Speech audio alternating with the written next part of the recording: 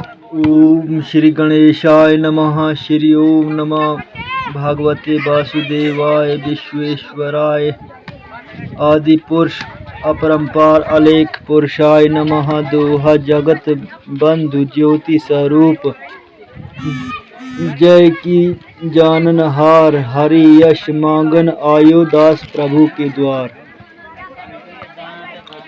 श्री भगवान ने अर्जुन को जो गीता ज्ञान दिया सो मुझे मिले। हे भाई भंजन श्री कृष्ण जी सो किशोरदास मांगता है। हे प्रभु गीता ज्ञान के उच्चारण करने से तुम्हारे भक्त पूर्ण ब्रह्मा को पाते हैं। हे प्रभु मैं आपकी शरण में पड़ा हूँ। किशोरदास और कृष्णदास अति दीन गरीब हैं और आप परम प्रवीण आरत दुख भंजन हो। हे श्री कृष्ण भगवान तेरे संतों और भक्तों के हेतु मैं यह ज्ञान भाषा में कहता हूँ। श्री गीता के ज्ञान की कथा प्रारंभ। जब कौरव पांडव महाभारत के युद्ध को चले तब राजा धृतराष्ट्र ने कहा मैं भी युद्ध को देखने चलूंगा। तब श्री व्यास जी ने कहा हे राजन नेत्र के बिना क्या देखोगे। राजा धृतराष्ट्र ने कहा देखूंगा तो नहीं श्रवण तो करूंगा। तब व्यास जी ने कहा हे राजन तेरा सारथी संजय जो कुछ महाभारत के युद्ध की लीला कुरुक्षेत्र में होगी सो यहाँ बैठे ही श्रवण करावेगा। व्यास जी के मुख से यह वचन सुन संजय से विनती करी हे प्रभु यहाँ हस्तिनापुर में बैठे कुरुक्षेत्र की लीला कैसे जानूंगा तथा राजा को किस भांति कहूँगा। तब व्यास जी ने संजय को ये वचन कहा संजय मेरी कृपा से तुझे यहाँ ही सब दिखाई देगा। व्यास जी के इतना कहते ही संजय की दिव्य दृष्टि भाई और बुद्धि भी दिव्य भाई। अब आगे महाभारत का कौतुक कहते हैं सो सुनो। 7 अक्षौहिणी सेना पांडवों की और 11 अक्षौहिणी सेना कौरवों की। यह दोनों सेना कुरुक्षेत्र में जा एकत्रित हुई। धृतराष्ट्र ने पूछा हे संजय धर्म के क्षेत्र कुरुक्षेत्र में युद्ध की इच्छा से एकत्रित हुए मेरे और पांडु के पुत्रों ने क्या किया। संजय ने कहा पांडवों की सेना को व्यूहित देखकर दुर्योधन आचार्य द्रोण के समीप जाकर कहने लगे हे आचार्य देखिए आपके शिष्य बुद्धिमान द्रौपद पुत्र ने पांडवों की बड़ी सेना की कैसी व्यूह की है। सेना में अर्जुन भीम जैसे बड़े बड़े धनुर्धारी वीर विराट महारथी द्रुपद धृष्ट केतु चेकितान बलवान काशी राज पुरजीत कुंती भोज नरों में श्रेष्ठ शैव्य पराक्रमी युद्धामन्यु बलवान उत्मोजा अभिमन्यु और द्रौपदी के पुत्र सब के सब महारथी हैं। हे ब्राह्मण श्रेष्ठ आपके स्मरणार्थ अब मैं आप अपनी सेना के प्रधान सेनापतियों के नाम बताता हूँ। आप भीष्म कर्ण युद्ध विजय कृपाचार्य अश्वत्थामा विकर्ण सोमदत्त का पुत्र भूरिश्रवा और बहुत से शूरवीर मेरे लिए प्राण तक देने के लिए तैयार हैं। ये लोग शस्त्र चलाने में अति निपुण हैं। हमारी सेना के जिसके भीष्म रक्षक हैं अपरिमित बल है और उनकी सेना जिसके भीम रक्षक हैं थोड़ा बल है।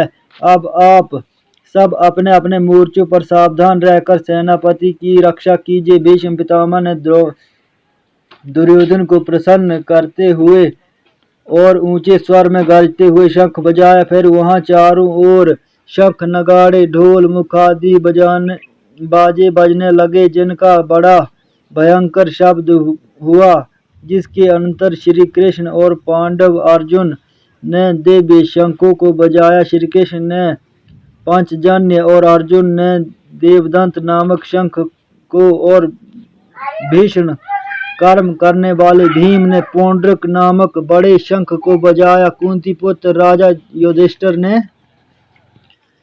अनंत विजय नकुल ने सुघोष और सहदेव ने मणिपुष्पक और धनुर्धर काशीराज शिखंडी दृष्टगुम्न विराट अपराजित सत्यकी, राजा द्रुपद और द्रौपदी के पांच पुत्र और महाबाहु अभिमन्यु, इन सब वीरों ने अपने अपने शंखों को बजाया और शंखों की भारी शब्द से आकाश और पृथ्वी गूंज उठे और धृतराष्ट्र के पुत्रों के हृदय कांप उठे। हे राजन, अर्जुन ने कौरवों को युद्ध के लिए प्रस्तुत देखकर धनुष उठाकर श्री कृष्ण से कहा कि हे अच्युत, मेरा रथ दोनों सेनाओं के बीच में खड़ा कीजिए, जिससे मैं युद्ध करने वालों को देख लूं कि मैं रणभूमि में मुझे किन किन के साथ युद्ध करना चाहिए। दुर्बुद्धि दुर्योधन की प्रीति करने वाले जो युद्ध के लिए यहाँ एकत्रित हुए हैं, उनको देखूंगा। संजय ने कहा, हे राजन, अर्जुन की बात सुनकर श्री कृष्ण ने भीष्म, द्रोण आदि वीरों के सामने उत्तम रथ को खड़ा करके कहा, हे वीर, युद्ध के लिए उद्यत इन कौरवों को देख लो। अर्जुन ने चाचा, बाबा, गुरु, मामा, भाई, पुत्र, पौत्र, मित्र, ससुर और स्वजनों को शस्त्रों से सुसज्जित खड़े देख और उसने इन दोनों सेनाओं में अपने ही सब बांधवों को देखकर परम दयार्द्र हुए यह वचन कहे, हे कृष्ण, युद्ध की इच्छा से आए हुए इन अपने बंधुओं को देख मेरे अंग ढीले हो जाते हैं और मुख सूखा जा रहा है। मेरा शरीर केवल बेकल होता है, गांडीव हाथ से गिरा जाता है। हे केशव, मुझ में यहाँ खड़े रहने की सामर्थ्य नहीं है और सब लक्षण मैं उल्टे देख रहा हूँ और संग्राम में अपने स्वजनों का वध करके कोई लाभ नहीं होगा। हे कृष्ण, मैं जीत, राज्य और सुख भी नहीं चाहता हूँ। हे प्रभु, हमको राज्य भोग तथा नवीन या जीवन से क्या काम है, क्योंकि जिनके लिए राज्य भोग और सुख की इच्छा की जाती है, वे सब इस युद्ध में प्राण और धन की इच्छा छोड़ मरने को तैयार हैं। आचार्य, पिता, पुत्र, पितामह, मातामह, ससुर, पौत्र, साले और संबंधी, ये सब मुझे मारे तो भी हे मधुसूदन, मैं इन्हें मारने की इच्छा नहीं करूंगा। हे जनार्दन, त्रिलोकी के राज्य के लिए भी मैं इन्हें मारना नहीं चाहता, फिर इस पृथ्वी के राज्य के लिए तो कहना ही क्या। हे जनार्दन, धृतराष्ट्र के पुत्रों को मारकर हमारा क्या भला होगा, इसलिए हमें अपने भाई धृतराष्ट्र के पुत्रों को मारना अनुचित है। हे माधव, सब जनों को मारकर क्या हम सुखी हो सकते हैं। ये सब लोभ के वशीभूत हैं और कुल के नाश करने तथा मित्र द्रोह करने में पाप, द्रोह करने में पाप और पाप को नहीं देखते। कुल नाश से दोष को जानते हुए भी हमको इस पातक से क्यों नहीं दूर रहना चाहिए। कुल का नाश होने से कुल के प्राचीन धर्म नष्ट हो जाते हैं, फिर धर्म नाश होने से कुल में पाप बढ़ता है। हे कृष्ण, पाप से कुल की स्त्रियां व्यभिचारिणी होती हैं, जिससे वर्ण शंकर संतान उत्पन्न होती है। वह वर्ण शंकर जिन पुरुषों ने कुल को नष्ट किया है, उनको तथा उस कुल को नरक में पहुंचाते हैं, क्योंकि श्राद्ध, तर्पण आदि बंद हो जाते हैं। वर्ण शंकर बनाने वाले दोनों दोषों से कुल ध्वंसकों के जाति धर्म और कुल धर्म निरंतर नाश हो जाते हैं। हे जनार्दन, मैंने बराबर सुना है कि कुल धर्म नष्ट होने से निश्चय नरकवास करना होता है। हाय, हम बड़ा पातक करने को तैयार हैं, जो राज्य सुख के लोभ से स्वजनों को मारने की कोशिश कर रहे हैं। शस्त्रों को धारण किए हुए धृतराष्ट्र के पुत्र यदि मुझे शस्त्र रहित और उपायहीन को रणभूमि में वध कर डालें तो मेरा बहुत कल्याण हो। संजय ने कहा, हे राजन, यह कहकर दुखित होकर अर्जुन ने धनुष बाण फेंक दिया और रथ के पिछले भाग में जा बैठा। इति सूप निषदसु ब्रह्म विद्या योग शास्त्र श्री कृष्ण अर्जुन संवादे विषाद योगो नाम प्रथमो अध्याय समाप्त। प्रथम अध्याय का महात्म्य प्रारंभ। एक समय पार्वती ने पूछा, हे महादेव जी, किस ज्ञान के बल से आपको संसार के लोग शिव कर पूजते हैं? मृगशाला ओढ़े, अंगों में शमशानों की विभूति लगाए, गले में सर्प और मुंडों की माला पहन रहे हो, इनमें तो कोई पवित्र नहीं है। फिर आप किस ज्ञान से पवित्र हो, वह आप कृपा कर कहिए। श्री महादेव जी बोले, हे प्रिय, सुनो गीता ज्ञान को हृदय में धारण करने से मैं पवित्र हूँ और उस ज्ञान से मुझे बाहर के कर्म व्यापते नहीं। तब पार्वती ने कहा, हे भगवान, जिस गीता ज्ञान की आप ऐसी स्तुति करते हैं, उसके श्रवण करने से कोई कृतार्थ भी हुआ है? तब महादेव जी ने कहा, इस ज्ञान को सुनकर बहुत जीव कृतार्थ हुए हैं और आगे भी होंगे। मैं तुझको एक पुरातन कथा कहता हूँ, तू श्रवण कर। एक समय पाताल लोक में शेषनाग की शैया पर श्री नारायण जी नैन मूंद कर अपने आनंद में मग्न थे। उस समय भगवान के चरण चापती हुई श्री लक्ष्मी जी ने पूछा, हे प्रभु, निद्रा और आलस्य उन पुरुषों को व्यापता है जो जीव तामसी हैं, और आप तो तीनों गुणों से अतीत हो, आप तो नेत्र मूंद रहे हो, यह मुझको बड़ा आश्चर्य है। श्री नारायण जी बोले, हे लक्ष्मी, मुझको निद्रा आलस्य नहीं व्यापता। एक शब्द रूपी जो भागवत गीता है, मैं उसमें जो ज्ञान है उसके आनंद में मगन रहता हूँ। जैसे 24 अवतार मेरे, उसमें जो रूप तैसे वह गीता शब्द रूप अवतार है। इस गीता में यह अंग है। 5 अध्याय मेरा मुख है, 5 अध्याय मेरी भुजा है, 5 अध्याय मेरा हृदय है और मन है, 16वां अध्याय मेरा उदर है, 17वां अध्याय मेरी जंघा है और 18वां अध्याय मेरा चरण है। तब सब गीता के श्लोक हैं सो मेरी नाड़ियां हैं, और जो गीता के अक्षर हैं सो मेरे रोम हैं। ऐसा जो मेरा शब्द रूपी गीता ज्ञान है, जिसके अर्थ मैं हृदय में विचारता हूँ और बहुत आनंद को प्राप्त होता हूँ। श्री नारायण जी ने कहा, हे लक्ष्मी, गीता ज्ञान को सुनकर बहुत जीव कृतार्थ हुए हैं, सो तू सुन। शूद्र वर्ण एक प्राणी था जो चंडालों का काम करता था और तेल लवण का व्यापार करता था। उसने बकरी पाली। एक दिन वह बकरी चराने को बाहर गया, वृक्षों के पत्ते तोड़ने लगा। वहां सर्प ने उसे डस लिया, तत्काल प्राण निकल गए। मरकर उसने एक बहुत नरक भोगे। फिर बैल का जन्म पाया। उस बैल को भिक्षुक ने मोल ले लिया। वह भिक्षुक उस पर चढ़कर सारा दिन मांगता फिरा। जो कुछ भिक्षा मांग कर लावे वह कुटुंब के साथ मिलकर खावे। वह बैल सारी रात बंधा, ये चीज काम में आती है, द्वार पर बंधा रहे। उसके खाने पीने की भी खबर न लेवे। कुछ थोड़ा सा भूसा उसके आगे डाल देवे। जब दिन चढ़े फिर बैल पर चढ़कर मांगता फिरे।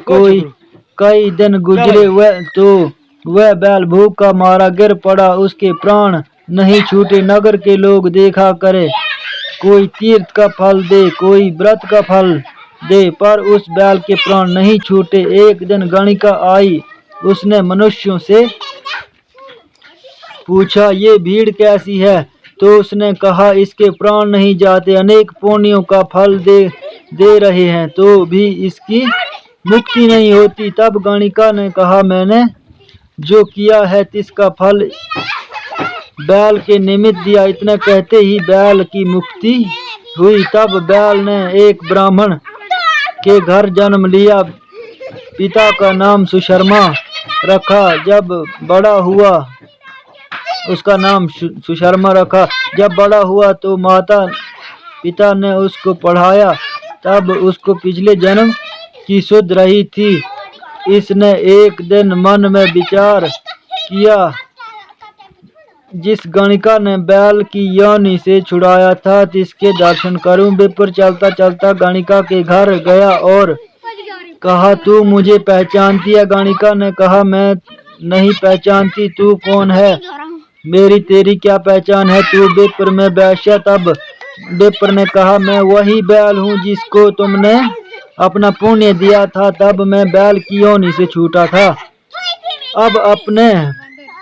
अब मैंने विप्र के घर जन्म लिया है, तू अपना वह पुण्य बता। गणिका ने कहा, मैंने अपने जाने कोई पुण्य नहीं किया है, पर मेरे घर एक तोता है, वह कुछ पढ़ता है, मैं उसको वाक्य सुनाती हूँ। उस पुण्य का फल मैंने तेरे निमित्त दिया था। तब विप्र ने तोते से पूछा कि तू सवेरे क्या पढ़ता है? तोते ने कहा, मैं पिछले जन्म में विप्र का पुत्र था। पिता ने मुझे गीता के पहले अध्याय का पाठ सिखाया था। एक दिन मैंने गुरुजी से कहा, मुझको तुमने क्या पढ़ाया है? तब गुरु ने मुझे शाप दिया कि तू सूआ हो जा। तब मैं सूआ हुआ। एक दिन फंदक मुझे पकड़ ले गया। एक विप्र ने मुझे मोल लिया। यह विप्र भी अपने पुत्रों को गीता का पाठ सिखाता था। मैंने भी वही पाठ सीख लिया। एक दिन विप्र के घर चोर पड़े, उनको धन प्राप्त न हुआ तो पिंजड़ा उठा ले गए। इन चोरों की यह गणिका मित्र थी। मुझे इसके पास ले आई, सो मैंने नित्य गीता के पहले अध्याय का पाठ करता हूँ। यह सुनती है, पर इस गणिका की समझ में नहीं आता। जो मैं पढ़ता हूँ वही पुण्य तेरे निमित्त दिया था। सो हे लक्ष्मी, गणिका ने भी भले काम ग्रहण किए, नित्य प्रति स्नान करे और गीता के प्रथम अध्याय का पाठ करे, इससे मुक्ति हुई। श्री नारायण ने कहा, हे लक्ष्मी, जो कोई अनजान कर भी गीता का पाठ करे या श्रवण करे, उसको भी मुक्ति मिलेगी।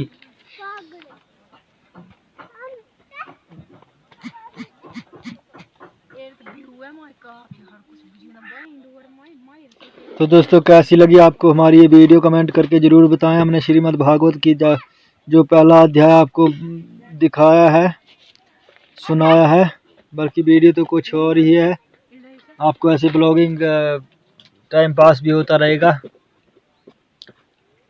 तो आप हमें कमेंट करके ज़रूर बताएं। हम आपको कोशिश करेंगे और अध्याय लेकर के भी आने की। पढ़ते रहिए और सुनते रहिए, और हमें कमेंट जरूर करें। और हमारे चैनल पर नए हैं तो सब्सक्राइब जरूर करें।